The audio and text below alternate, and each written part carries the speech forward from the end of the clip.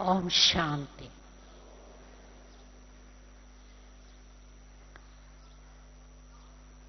हम बच्चों को बाबा ने सबसे बड़ी आज्ञा दी है, योगी बनो और पवित्र बनो। और आजकल की मुरलिया में भी बाबा इस बात पर विशेष जोर देते हैं कि बच्चे याद में रहो, याद की यात्रा पर रुकना नहीं है, चाहे कितना भी विघ्न आ जाए। जैसे सच्चे यात्रु होते हैं, वो क्या करते हैं, यात्रा पर चलते रहते हैं। कभी आंधी आई, तूफान आया, कुछ भी होगा, अपनी यात्रा को नहीं छोड़ेंगे। इसी रीत से हम जो सच्ची यात्रा पर है, विघ्न तो आएंगे, परंतु जो विघ्न आते हैं मेनली कौन से आते हैं, अपने स्वभाव संस्कार के, माया के विघ्न आते हैं। तो माया के विघ्न तो आते हैं, परंतु उसका गेट बंद करने का इलाज आज जी बाबा ने बताया कि माया को आने का जो गेट है हमारी कमजोरी है। तो उस कमजोरी का जब तक हम त्याग नहीं करेंगे, माया आती रहेंगी और हम बाबा को याद नहीं कर सकेंगे। तो पहले पहले जो बाबा ने हमें शिक्षा दी है, तुम आत्मा हो, देह नहीं हो। तो सबसे पहले हमें जो त्याग करना है, देह भान का। क्योंकि जब तक देह भान का त्याग नहीं करेंगे, तब तक देह भान के कारण अन्य अन्य विकार आते रहेंगे। तो इतना काफी नहीं है कि हम जानते हैं कि मैं आत्मा हूं, परंतु उस आत्मिक स्थिति में सदैव स्थित रहना है, उस पर अटेंशन हमारा हो। है तो पहला लेसन, परंतु वो पहला लेसन हमारा अंत तक पक्का नहीं होता है। क्योंकि बीच बीच में जो देभान का जो पुरानी आदत और संस्कार पड़े हुए हैं, वो बीच बीच में आ जाते हैं और मालूम भी नहीं पड़ता है।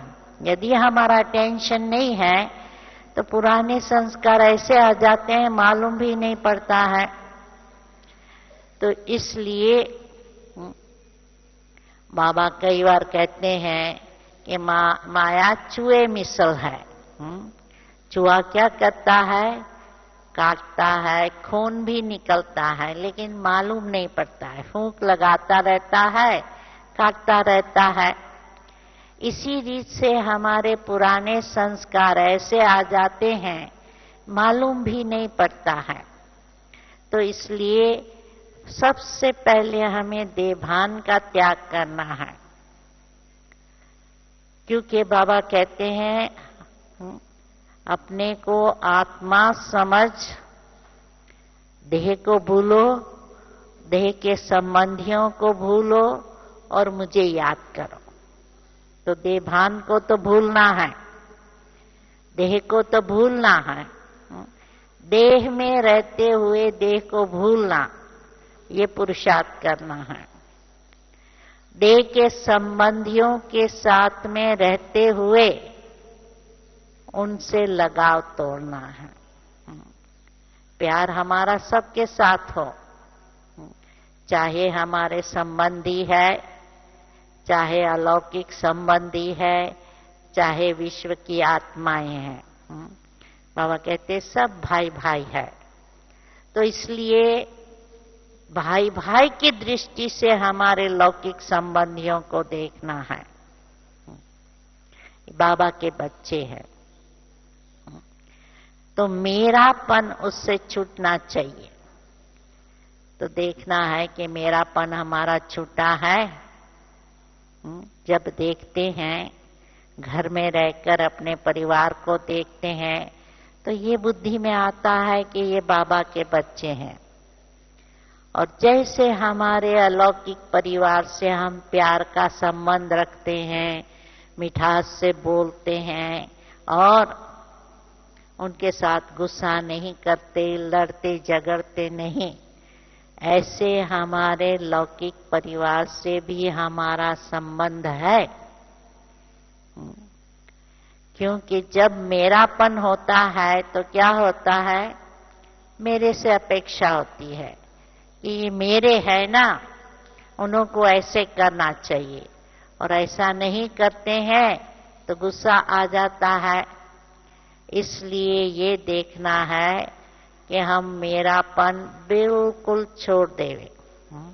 सब बाबा के बच्चे हैं, तो न चिंता रहेंगी, न उनके बारे में चिंतवन चलेगा, न दुख होगा, न शांति होगी। तो इसलिए देह के संबंधियों से मोह का त्याग करना है। फिर अपने पुराने वैभव में मोह ना हो, क्योंकि क्या होता है कि हमारा घर में हमारी जो चीजें हैं उसमें मोह हो जाता है, और या तो आकर्षण होती है, लोभ हो जाता है। तो देखना है कि वैभवों से भी हमारा पूरा वैराग्य हो।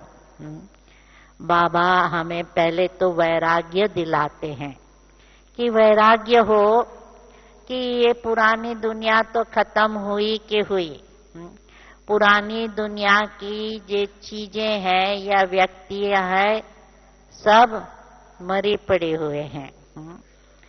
तो इसी रीत से यदि हमें ये होगा कि सतयुग हमारा आया कि आया, और सतयुग की हमारी जो चीजें हैं, जो वैभव है, वस्तु है, जो वहाँ के शरीर के संबंधी है या शरीर की जो तंदुरुस्ती है, तो वहाँ इतनी अच्छी हमें खूबसूरत अपना भी शरीर होगा, सब खूबसूरत होंगे।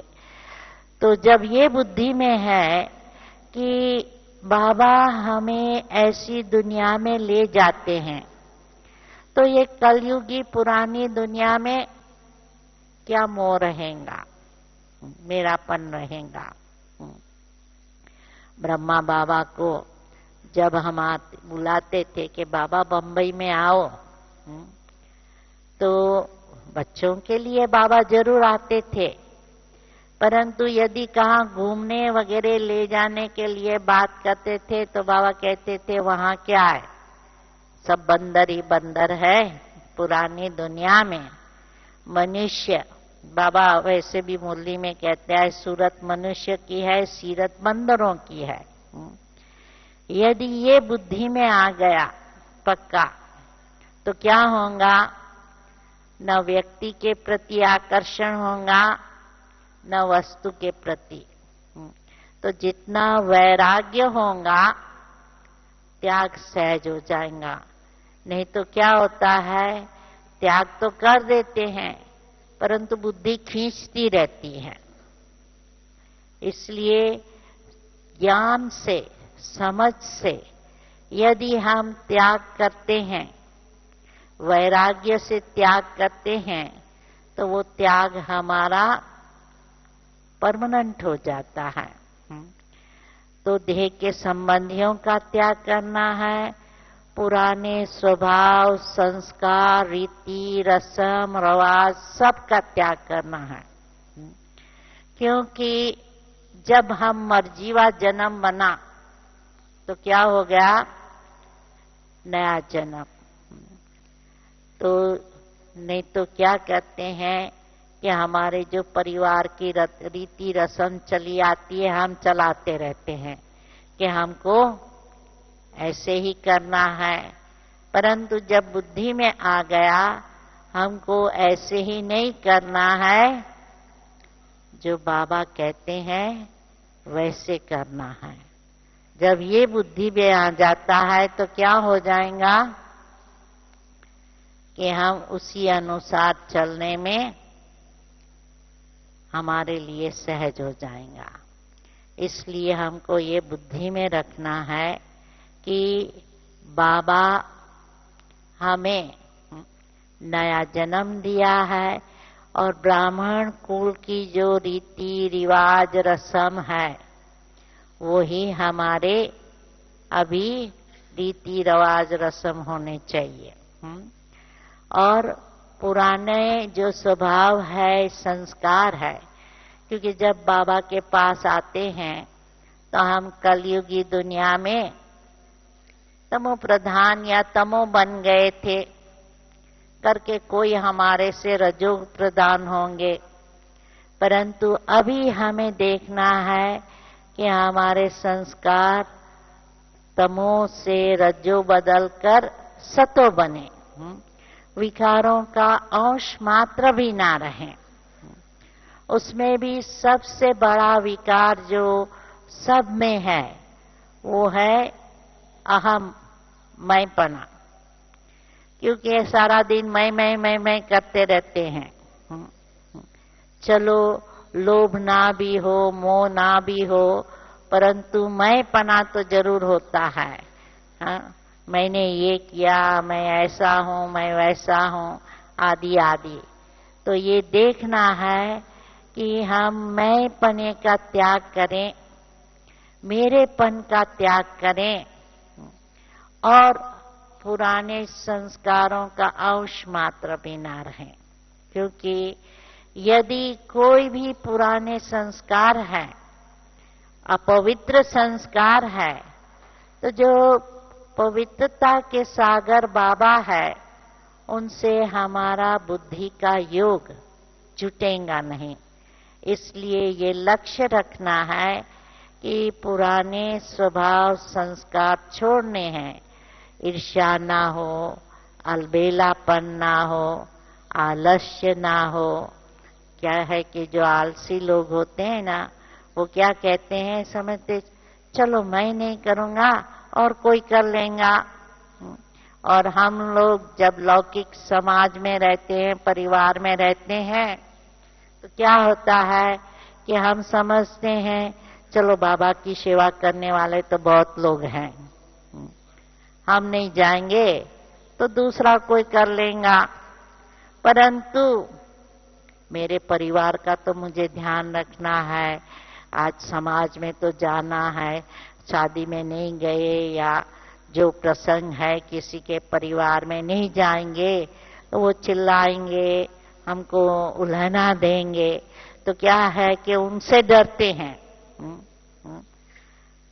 उन्हों से डरते हैं कि वो लोग क्या कहेंगे, लोकलाज, समाज वाले क्या कहेंगे, आदि आदि। अभी सुना होगा कि कई कई बातों से हम डरते हैं, निडर बनना है। तो ये देखना है कि हम बाबा की श्रीमत पर चलते हैं, उसमें जरा भी ऊपर नीचे नहीं होने देते हैं। तो जितना हम बाबा की आज्ञाओं पर चलेंगे तो उससे क्या होगा कि बाबा की याद सहज हो जाएंगी। तो अपवित्रता का त्याग करना है, और ऐसे भी नहीं कि चलो हमने 60% तो छोड़ा, अभी 40% है, वो भी थोड़ा धीरे धीरे छूट जाएगा। परंतु आज भी बाबा ने कहा जो कल करना है सो आज करो, आज करना है वो अब करो, पता नहीं कल कल करते काल ना खा जाए। इसलिए पुरुषार्थ में हमें ढीलापन नहीं रखना है। ऐसे नहीं सोचना कि चलो अभी बच्चे बड़े हो जाएं फिर हम ज्ञान ध्यान सेवा आदि करेंगे। मुझे याद है जब मैं बम्बई में थी तो माताएं कहती थी, बहन जी अभी तो हमारे बच्चे छोटे हैं ना, बच्चे जरा बड़े हो जाएंगे फिर हम बहुत सेवा करेंगे। फिर 10-15 साल के बाद जब मैं गई उन्हों के पास तो कहते हैं, बहन जी क्या करें, अभी तो ट्रेन में बहुत रश होती है, बसेस में भी बहुत भीड़ होती है, हाँ उम्र बढ़ गई है, अभी घोड़ों में दर्द है, तो अभी हम तो सेंटर पर भी नहीं आ सकते हैं मुरली सुनने, क्योंकि टैक्सी करके तो आ नहीं सकते हैं, खर्चा कितना होता है, और ट्रेन की भीड़ में तो हम नहीं जा सकते हैं, धक्का वगैरह होता है, पता नहीं हम गिर जाएं, एक्सीडेंट हो जाए, हमारी कौन संभाल करेगा, इसलिए बेचारी क्लास में भी नहीं आ सकते। और सेवा के लिए तो और भी तकलीफ होती है, कहेंगी बहू काम करती है, बेटा काम करता है, बच्चों को कौन संभाले। इसलिए जब जवान थे, बच्चे छोटे थे, परंतु दिन के टाइम क्लास में आ जाते थे, परंतु अभी दिन में क्लास में आने में भी तकलीफ होती है, या तो ट्रेन की भीड़ का बहाना देंगे, या तो पोतों को संभालने की जिम्मेवारी है, उस कारण नहीं निकल सकते हैं। तो इस रीत से देखते हैं कि जो कल के ऊपर रखते हैं उनके लिए फिर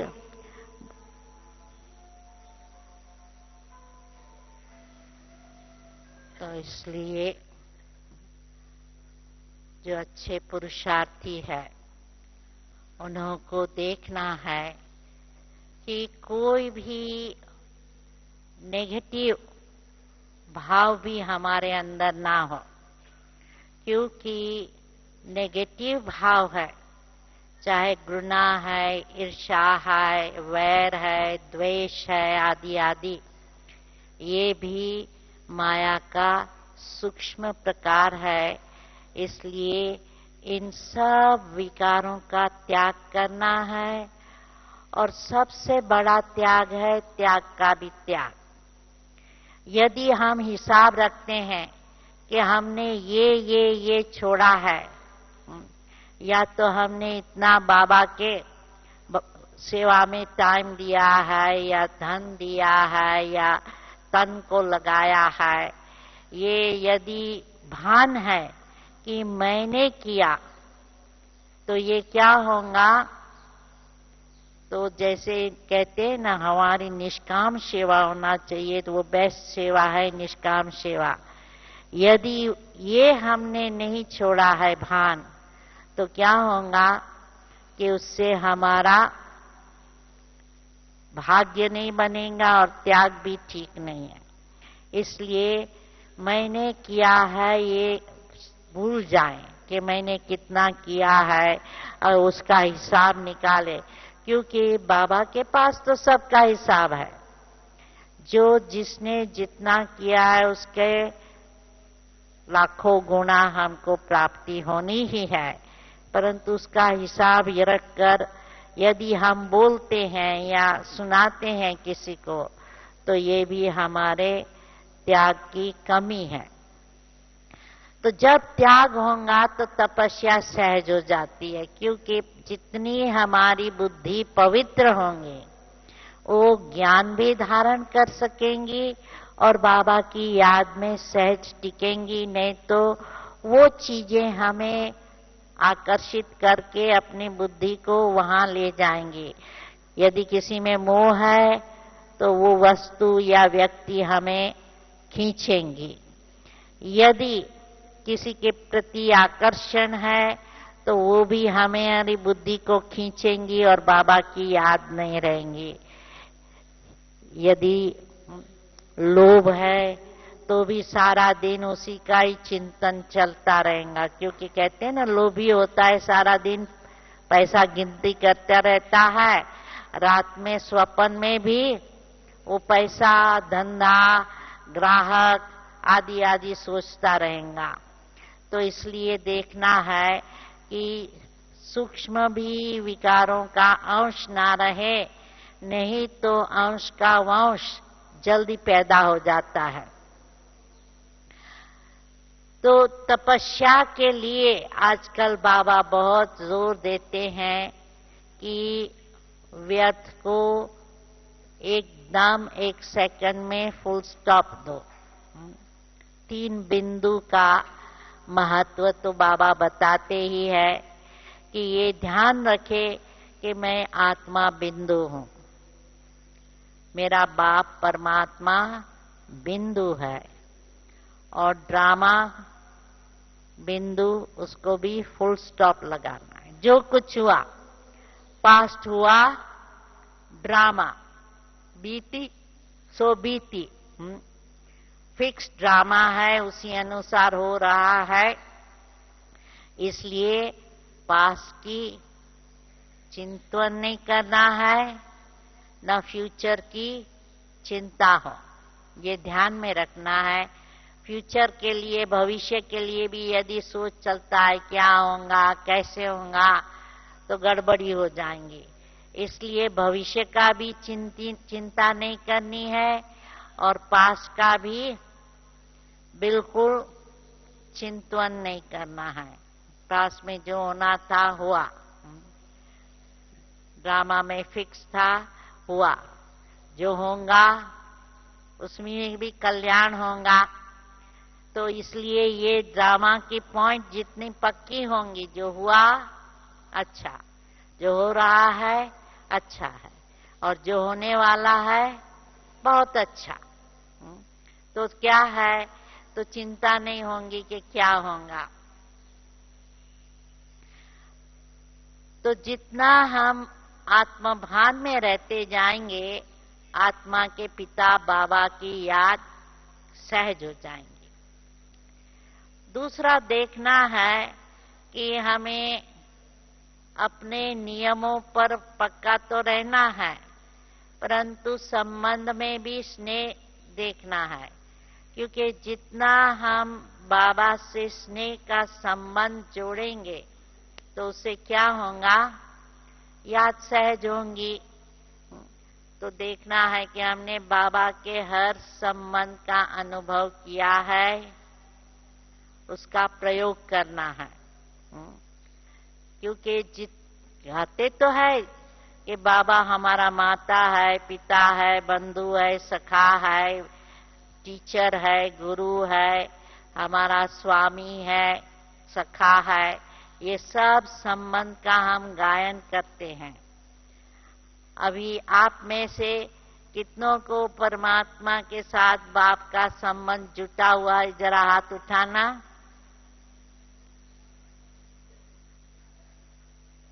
दूसरा, बाबा के साथ कितनों ने टीचर का संबंध जुटाया है। जब मुरली सुनते हैं तो ये याद रहता है कि बाबा टीचर हमें पढ़ाते हैं, ठीक है।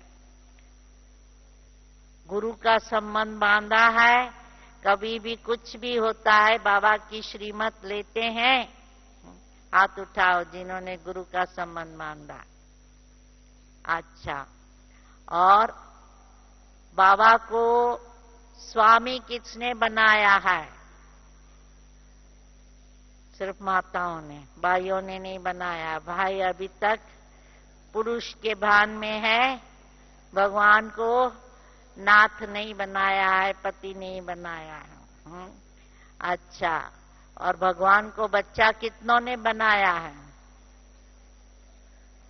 देखो बाबा कहते हैं हाथ तो सब उठा लेते हैं, बाबा को खुश कर लेते हैं, परंतु सचमुच यदि बाबा के साथ ये सब संबंध बांध लिए हैं तो क्या होगा? लौकिक में किसी से मोह नहीं रहेगा, और लौकिक में किसी के ऊपर हम आधारित नहीं रहेंगे। क्योंकि मोह का मेन कारण ये होता है कि हम उसका आधार लेते हैं। पति का आधार लेते हैं, समझते हैं पति बिगैर हमारा गुजारा कैसे होगा, तो नेचुरली है मोह हो जाता है। या पत्नी के ऊपर में भी मोह हो सकता है कि भाई खिलाना पिलाना ये वो सब हमारी पत्नी करती है, पत्नी नहीं होंगी तो हमारा गुजारा कैसे चलेगा। तो ये क्या होता है कि जब तक परमात्मा से गहरा संबंध नहीं है तब तक दुनियावी संबंध में मोह रहेगा।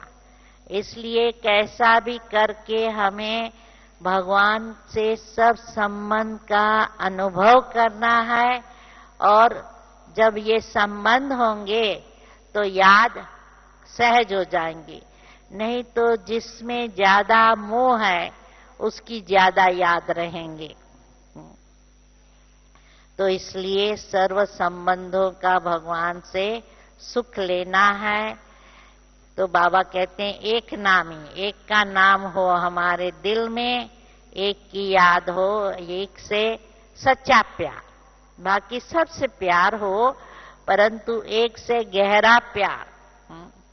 तो जिनसे प्यार होगा उनकी याद सहज होंगी। और बाबा कहते हैं एकांत प्रिय बनना है। कई लोग ऐसे होते हैं उनको अकेलापन अच्छा नहीं लगता है।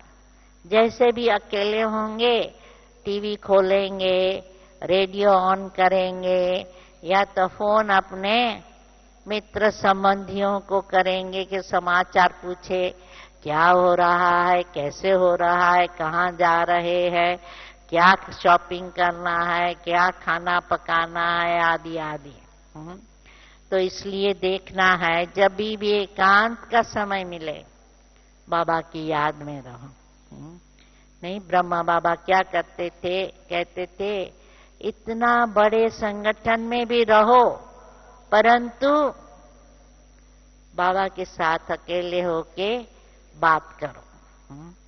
तो इसलिए देखना है कि ऐसे नहीं कहो कि हमारा परिवार बहुत बड़ा है, जगह ही नहीं है बैठने की, योग लगाने की, कैसे योग लगाए। नहीं, कैसे भी करके समय निकाल करके और स्थान बना करके, चलो घर में स्थान नहीं है, बगीचे में जाकर योग करो, सेंटर पर जाकर योग करो, परंतु रोज बैठकर एकदम योग जरूर करना है और एकाग्र चित्त से करना है। उस समय यदि मन इधर उधर भागता है तो मन को ऑर्डर करो कि मन इधर नहीं जाना है। जैसे बच्चे को क्या करते हैं, बच्चे को हमेशा बच्चे पर ध्यान रखते हैं कि बच्चा क्या करता है, कहाँ गर्म पानी में तो हाथ नहीं डालता है, कहाँ अग्नि में तो हाथ नहीं डालता, कहाँ तो अच्छी चीज को तोड़ फोड़ तो नहीं करता। इसीलिए से मन के ऊपर भी हमें बहुत ध्यान रखकर उसको कंट्रोल में रखना है। बाबा ने कहा है कि मन के मालिक बनकर उसको ऑर्डर दो कि क्या सोचना है क्या नहीं सोचना है। इसलिए टेंशन भी रखो, चेक की करते रहो और ऑर्डर भी दो ताकि मन इधर उधर भागे नहीं। तो मन की एकाग्रता होनी चाहिए। हाँ, एकांत का समय निकालना है और अपना स्थान भी बनाना है, क्योंकि जहाँ घर में स्थान बनाएंगे योग का, वहाँ क्या होगा कि आपका योग अच्छा लगेगा। क्योंकि शुरू में वातावरण का भी असर होता है। तो इसलिए विदेश में तो लोग अपना एक कमरा रख देते हैं, बाबा का कमरा। यदि इतना बड़ा मकान नहीं है, अलग कमरा नहीं है, एक कोने में, जैसे नहीं भक्ति में हम लोग मंदिर बनाकर एक कोने में मंदिर रख देते हैं और फिर वहां बैठकर पूजा करते हैं। तो इसी रीत से हमें भी अपने घर में एक स्थान में बाबा का कोना भी बना देना है और वहां बैठकर योग करना है। तो उससे वायुमंडल बन जाएगा। हमारे पास विदेश में एक माता थी, उसके घर में और कोई जगह नहीं थी, तो वहां विदेश में तो क्या है कि सीधा सामान रखने के लिए एक छोटा पेंट्री करके कमरा होता है किचन का सामान रखने के लिए। उसमें उसने अपना बाबा का कमरा बनाया और वहां उसके कोई परिवार के किसी को अंदर आने की छुट्टी नहीं। कहा कि मैं जब यहाँ योग करती है कोई आवे नहीं। और उसके पास कुत्ता था, जो कुत्ता भी तो आजकल आप देखते हैं कि वो तो मालिक के पीछे पीछे घूमता रहता है, तो कुत्ते को भी ऑर्डर था कि उस बाबा के कमरे में नहीं आए। तो इसी रीत से हमें अपने मन को एकाग्र करना है और परिवार का भी सहयोग लेना है कि हम जब योग में बैठते हैं हमें डिस्टर्ब ना करें, नहीं तो सारा दिन तो दिनचर्या चलती रहती है। इसलिए बाबा ने हमें टाइम दिया है, अमृत वेला उठकर योग करो, ताकि घर के परिवार की या अड़ोसी पड़ोसी या मित्र संबंधी के फोन की भी डिस्टरबेंस ना हो। नहीं तो क्या होता है, सारे दिन में तो कोई आया कोई गया, किसी का फोन आया, बच्चे कुछ मांग करेंगे आदि आदि। इसलिए बाबा ने अमृत वेले का टाइम फिक्स किया है।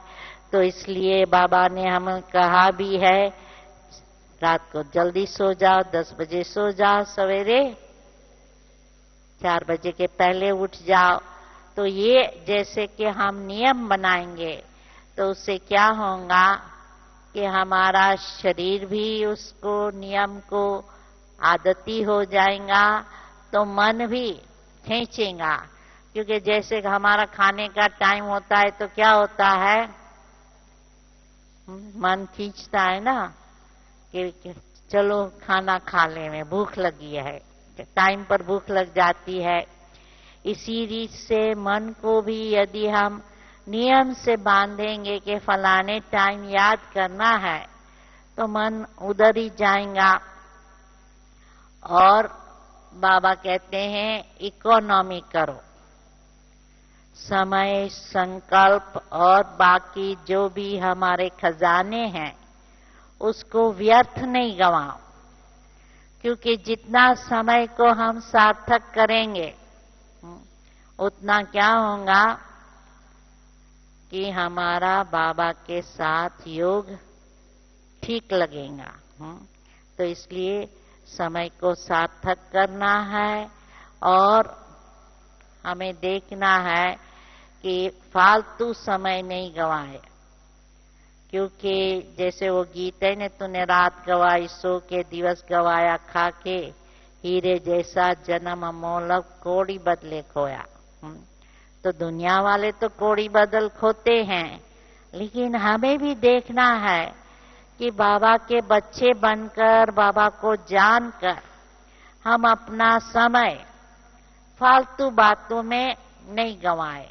क्योंकि समाज की रस्म रवाज में गंवाते हैं या इधर उधर की प्रदर्शन में, परचिंतन में आदि यदि हम समय गंवाते हैं तो नेचुरली बाबा की याद के लिए समय नहीं रहेगा। और इसी रीत से हमको देखना है कि जो जरूरी काम है वही करना है। ऐसे नहीं कि क्योंकि परिवार की मांग है हमको करते रहना है।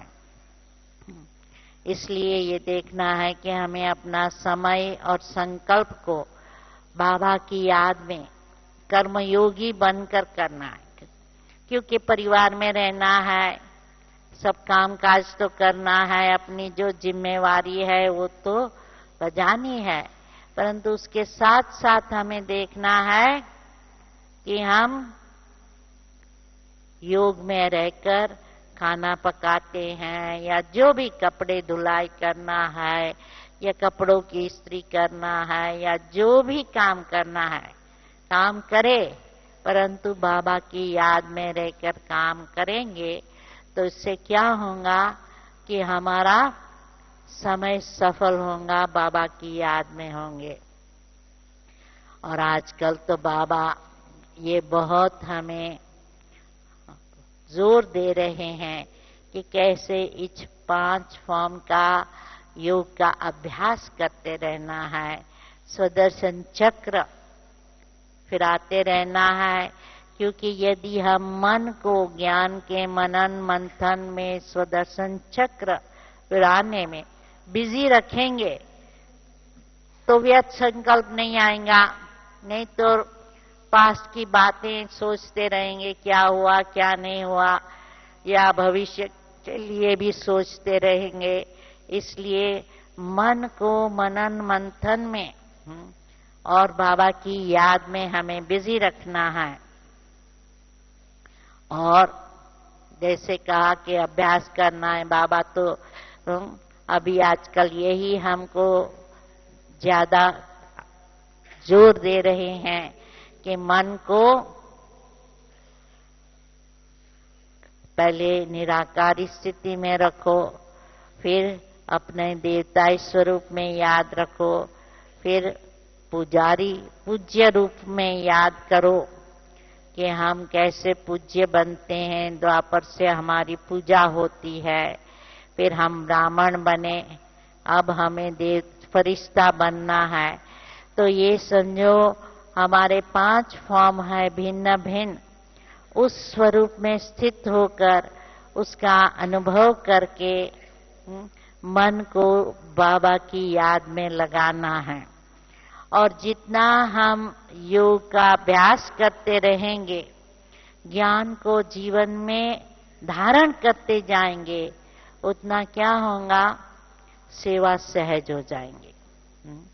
क्योंकि कई बार गृहस्थी लोग कहेंगे हमें कहाँ टाइम है कि हम औरों की सेवा करें, हमारा टाइम सारा समय खाया पिया इधर उधर का जो जरूरी काम है, शॉपिंग किया, सफाई किया, उसमें ही टाइम चला जाता है, हम कहाँ बाबा की सेवा करें। परंतु बाबा कहते हैं नहीं, अपने घरों में चित्र रखो। गृहस्थियों को लिए कहते हैं अपने घरों में चित्र रखो, जो भी आवे उनको समझाओ। चाहे कहाँ भी समाज में जाते हो, लक्ष्य रख के जाना है कि हमको सेवा करनी है।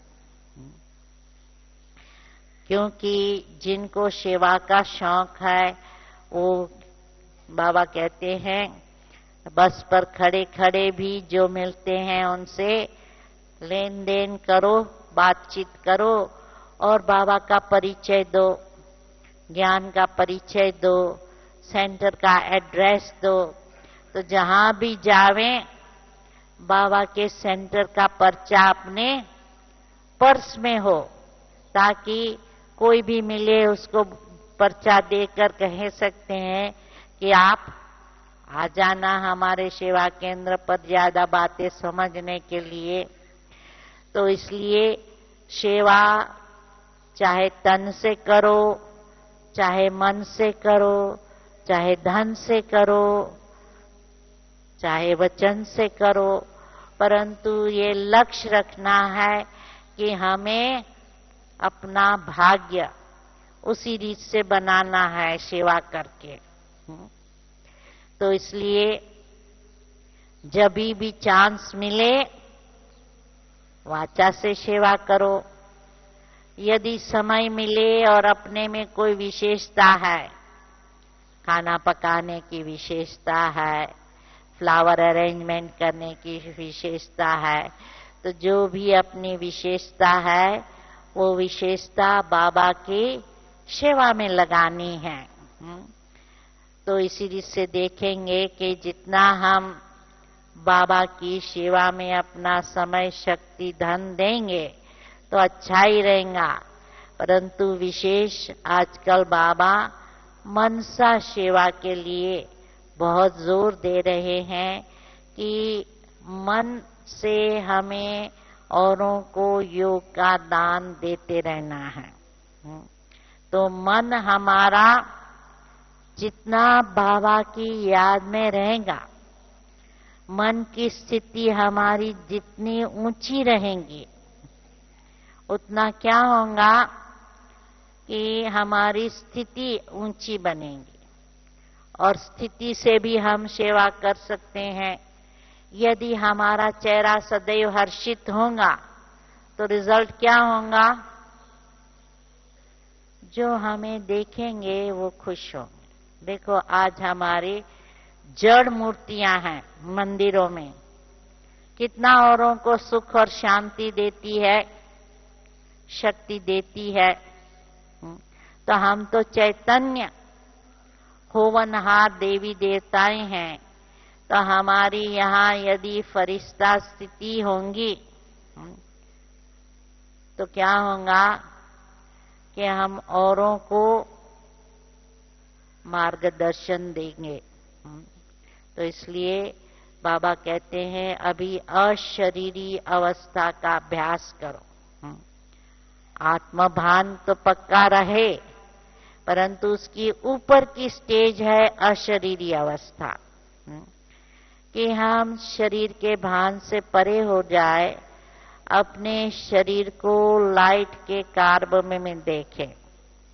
ऐसे नहीं समझे ये स्थूल शरीर का हमें आकर्षण ना हो, अपने शरीर का भी, क्योंकि कई बार क्या होता है हमारा देहभान होते हैं तो क्या होगा, सारा दिन अपने देह के लिए सोचेंगे कि हमारा चेहरा कैसा लगता है, खूबसूरत देखने में आती हूं मैं या नहीं, लोग मेरे को पसंद करेंगे या नहीं, हमारा चेहरा कैसा है, हमारा देह का आकार कैसा है, आकृति कैसी है, हमारे कपड़े कैसे हैं, औरों को हम प्रभावित कर सकेंगे या नहीं, हमारा बोल चाल। तो जो देहभान में होगा वो औरों को प्रभावित करने का प्रयत्न करेगा, परंतु जो मन की ऊंची स्थिति में होगा वो क्या होगा, वो स्नेह, रहम, सुख, शांति, आनंद की किरणें दुनिया में फैलाते रहेंगे।